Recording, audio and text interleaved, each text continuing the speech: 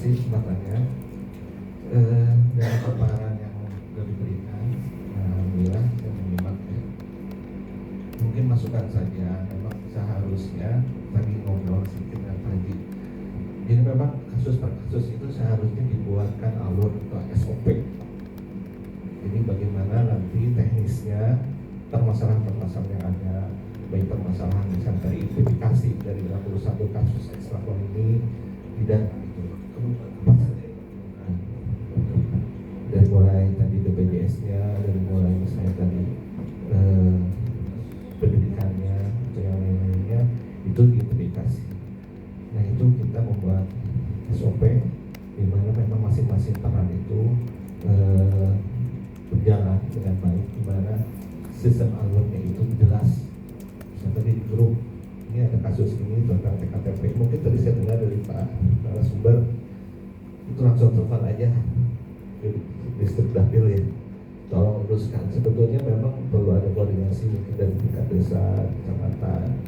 Jadi itu alur-alur yang harus disampaikan itu nanti memang terintegrasi. Mungkin saya juga di bidang kesehatan juga kalau penanganan kasus-kasus maaf ya dengan sebutnya zoonosis penyakit berbasis binatang dan hewan manusia itu memang perlu koordinasi di mana peran-peran semua SKPD berperan. Jadi memang itu harus dibuat alur Pak, maksudnya fungsi-fungsi masing-masing itu di mana berjalan dengan semestinya. Jadi jangan sampai yang bergerak kalau kesehatan saja, terutama misalnya penanganan kasus gigitan hewan ya, anjing misalnya, tapi kita manusianya, sedangkan anjingnya siapa yang harus menguruskan itu ya. Itu kan diserahkan kan sulit kalau misalnya ngurus hewan liar, itu nggak bisa juga ya. Itu contoh kecil. Jadi memang perlu ada koordinasi setiap SKPD.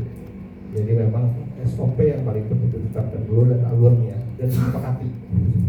Itu mungkin itu saja. Yang kedua memang mengenai kalau kesehatan berbicara dengan tadi jaminan kesehatan ya, BPJS ataupun PPI dan PBI, memang kita pasti berinduknya dengan tadi KTP ya. Jadi memang hal utamanya memang KTP Pak.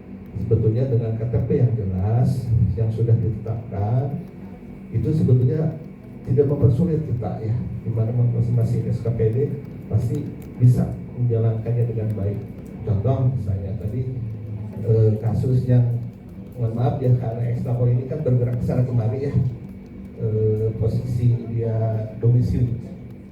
Nah ini yang paling penting juga, UHC salah satunya jaminan universal untuk kesehatan ini dengan yang jelas di Kabupaten Bogor itu tetap ditangani ya kasus tersebut. Nah ini kalau dengan tidak ada KTP ya ini permasalahannya, di mana memang rumah sakit juga perlu data dan dinas kesehatan juga perlu data, BPJS juga, ya Dinsos juga. Ini sangat utama memang KTP menurut saya. Jadi perlu diperkuat juga tadi data dasarnya dulu, di mana semua SKPD pasti bisa melayani dengan baik. Itu aja Pak. Terima kasih. Ya, satu lagi dulu, Pak Acep, nanti kita minta responnya, monggo Pak. Bismillahirrahmanirrahim. Assalamualaikum warahmatullahi wabarakatuh. Pertama saya mengucapkan terima kasih atas undangan dalam kegiatan workshop ini, yang mana tertulis dalam undangan adalah workshop pembentukan aktivasi jaring frontliners dan pejabat pemerintah dalam daerah dalam rehabilitasi dan reintegrasi Kabupaten Bogor.